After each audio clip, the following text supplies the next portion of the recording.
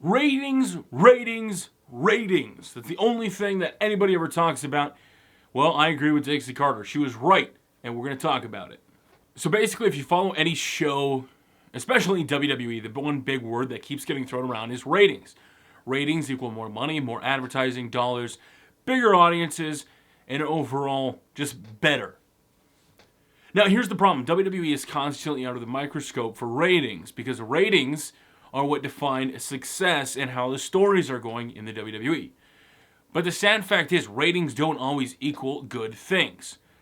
If you look at your favorite shows on TV, especially mine on NBC or, the other shows on USA, the ratings are always steadily declining, no matter how good the shows are. Shows like Covert Affairs on USA, Burn Notice.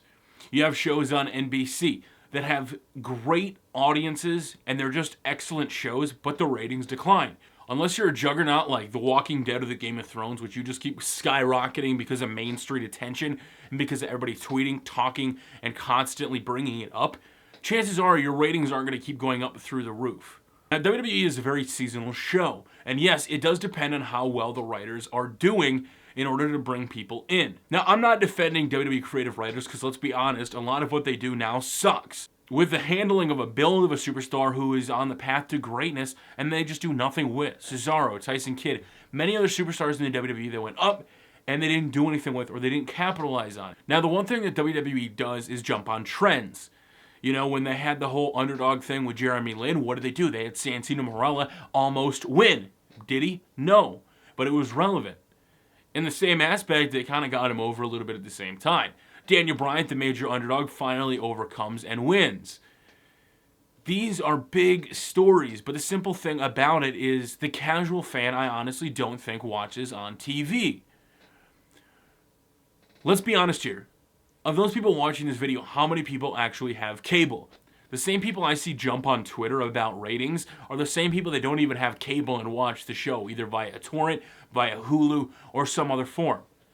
Nielsen doesn't include any of these in ratings. And Dixie Carter said this the finest. When Destination America released the numbers, or Nielsen constantly releases the numbers on how many people watch TNA, and everybody goes, TNA's shit, they're not getting ratings. How many people had Destination America? For me, I had to go to a package in Destination America and pay $40 extra a month to get all the movie channels, everything else, which I already had the movie channels.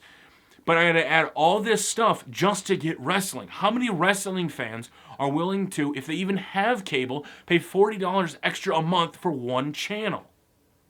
The accessibility of a show and a network in wrestling is one of the defining characteristics about it. Back in the day in the Monday Night Wars and the ratings are hopping, if you go back and actually watch some of those shows, a lot of the content is shit. One of my buddies said it the best, Raw of Showtime. If you go back and watch and see, a lot of the times was filled with filler content because you'd be switching back and forth between the channels. When something crappy was going on Raw, you'd switch over to Nitro where something awesome was happening. When something crappy was happening on Nitro, you would switch back to WWE. And this is where the ratings war happened. In my life, the amount of friends that I have that don't have cable astounds me. Now, I have paid for cable for the last 4 years on my own. I have paid for cable and TV because I viewed it as a necessity. I wanted to watch things like live sports. Now, I didn't mind watching things on Hulu or Netflix. I loved it. I love binging content. But when it comes to live content, is where people, are you really willing to spend an extra $100 a month for cable to watch just WWE? The amount of people that are so enshrined in one niche in their life, especially when it comes to ratings, if you're a wrestling fan, most wrestling fans I talk to, and especially my audience, watch wrestling and nothing else. If you try to talk video games or anything else on my channel, people are like, where's wrestling? I don't care about that stuff. Now, wrestling is a very niche market, and the ratings are dependent upon what is going on and how well the stories are. But as other shows have proven, regardless of how good the content is or how good the shows are, that doesn't mean ratings will get better. At the time, it was mainstream attention Raw and WCW were getting, and we're not getting that these days. Or when WWE does get mainstream attention, they're not able to capitalize on it and the writers are overworked. Now, when you're writing shows for Monday Night Raw, SmackDown, etc., and you have so many shows to fill, creatively, it fucking sucks. Now, one of the big things with the ratings kind of in the toilet is the announcement that Mick Foley's son, Dewey Foley, is being hired by the WWE. To me, that is great. Dewey Foley is following his dreams. At the same time, you have the internet keyboard warriors who are saying, it's only because his father's Mick Foley. Those same people that bitch about the ratings and how crappy the show are, that's all they do is bitch on the internet, but they don't do anything to try to change it. Dewey Foley has been writing, blogging, scripting out, planning what he would do, what he wouldn't do. Now, it's true, WWE doesn't just let you send in submissions to be a writer, and to be honest, Mick Foley did get him a foot in the door, but that doesn't mean anything. Just getting your foot in the door, and I'm sure many of you all that have criticized Dewey Foley for this, had your parents open up a door for you, or maybe not your parents, but a friend, a family, a relative, in some way, shape, or form. Should you be criticized for that? No. It'll be put up or shut up for Dewey Foley, whether or not he succeeds or not, and he's able to help the creative team bring up ratings, but ratings are not the end-all, be-all. The amount of shows I watch only on Netflix or Hulu or any other source on like iTunes or things like that kind of astonishes me.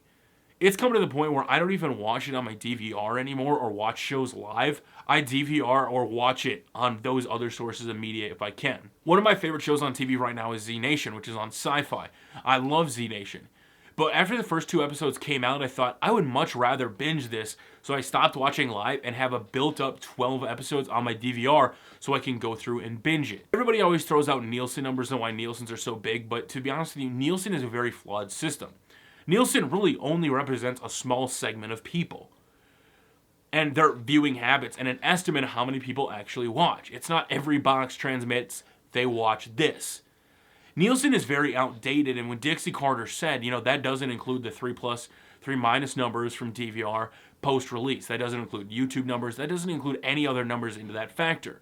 If you think of how many WWE fans, and I'm one of them, who knows a lot of people who just cut cable and don't use cable anymore, and they don't take that into consideration with ratings. If you added up Hulu's views, the YouTube views, the views on the actual show, and you combined all, the overall general impressions would be much higher.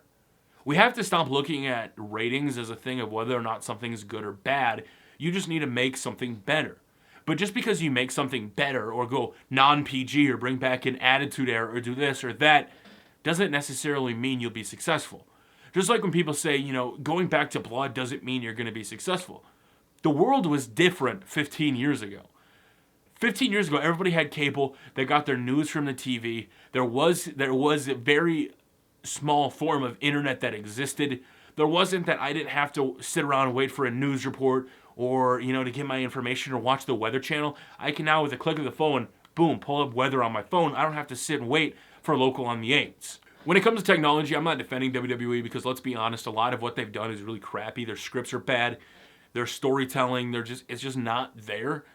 But at the same time, a casual fan tuning in, super hardcore wrestling isn't what makes it fun. Now, it is true when it comes to WWE and WWE ratings that it's very centered around what's happening. If a guy in the company is getting a big push, or if a guy's not getting a big push, people tune away. If the authority is constantly on the screen, bullying people, pushing people away, especially in the case of Roman Reigns, let's just keep driving him down artificially. Unlike when Daniel Bryan did it naturally. But Daniel Bryan still, when he was going through all that, did increase the ratings. WWE is very seasonal. When it comes to Monday Night Football, I now choose, as a hardcore WWE fan, I choose to watch Monday Night Football and I DVR Raw. But my DVRing of Raw doesn't go into the configurations of the numbers on how many people actually watch the product. On a show of hands, how many people have cable and how many people don't have cable? I think the amount of people would actually surprise you. I'm not sticking up for the WWE in any way, shape, or form. Like I said, I think they've messed up and fucked up a lot of things.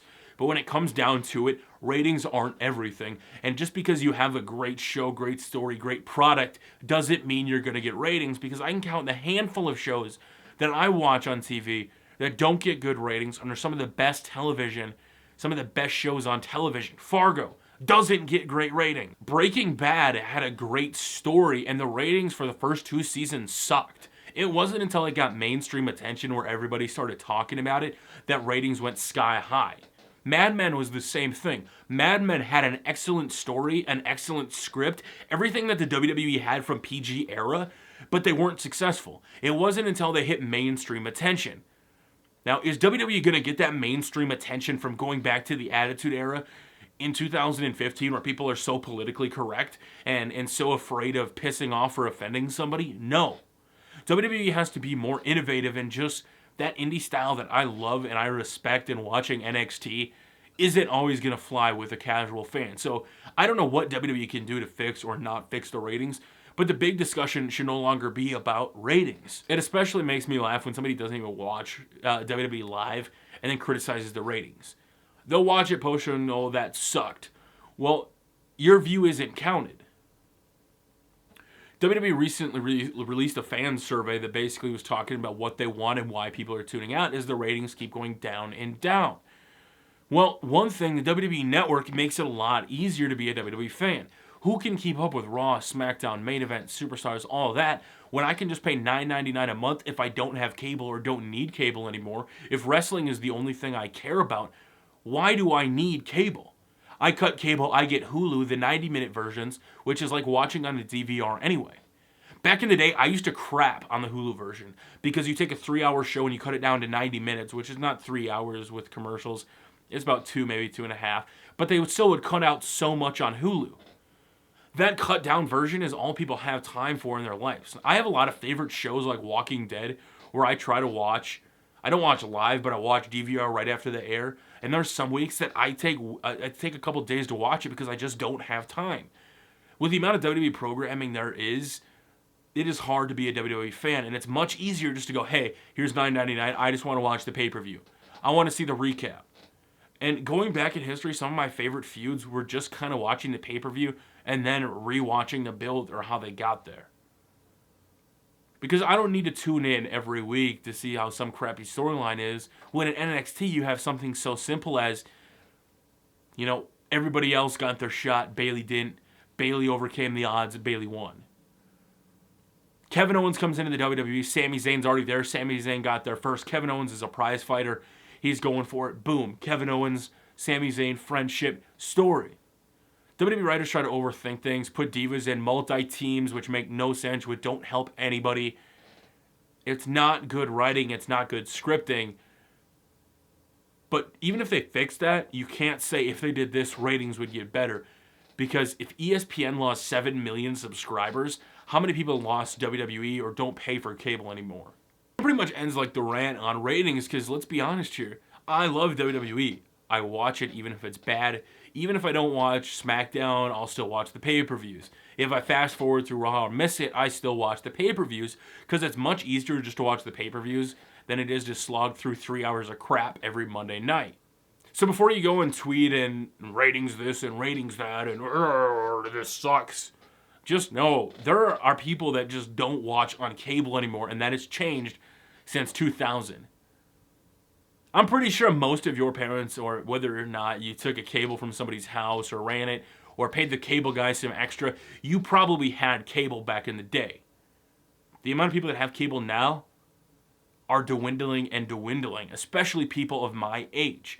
Now, older people, older demographics, and even some younger generations or younger demographics still have cable, but the amount that are cutting the cable exists. And that needs to be taken into consideration. So before you sit there and ratings this, ratings that, just consider how many people are watching on Hulu, how many people are watching YouTube, because WWE has one of the most thriving YouTubes in all of YouTube. They get 1 billion plus views a month. They're killing it with content. They're getting tons of views, tons of exposure. And it's not necessarily turning into Monday Night Ratings, because like when I tweet out, like, I can't watch Raw tonight, or I can't watch Raw, I'm doing this, and they watch a replay. Your replay views don't count. Think about that the next time you criticize ratings and saying it's just because of the story and everything else.